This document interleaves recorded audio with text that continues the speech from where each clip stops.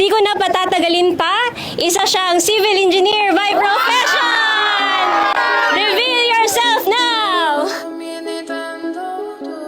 Sanki her şey kayboldu, çok derin hislerim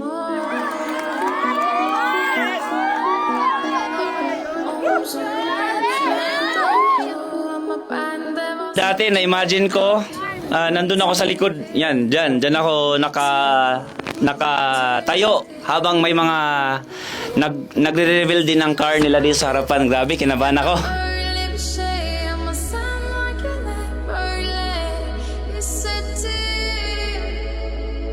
4 years ago, nag-decide ako na mag-burn ng bridge. Isa po tayong civil engineer by profession. 4 years po tayo na naging employed din. Hindi din naging madali sa akin kasi nga engineer by COVID ako.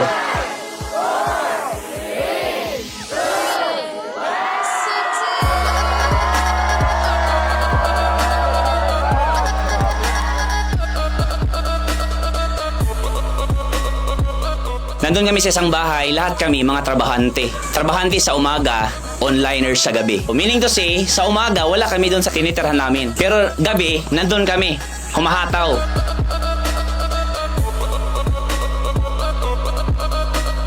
Isa sa reason bakit ako pumasok sa OBA, aside sa kinakabahan talaga ako sa COVID that time, is that habang pinapakinggan ko si Coach Albert, nag-flashback sa akin yung buhay namin before. Bukid talaga ba? So doon ako na-inspired talaga, no? And ayan, to cut the long story short, ginawan din natin ng paraan.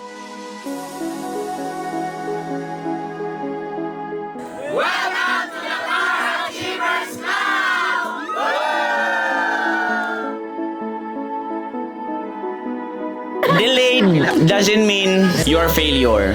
Delayed means God is preparing something for you na hindi yung gusto mo, pero yung deserve mo talaga.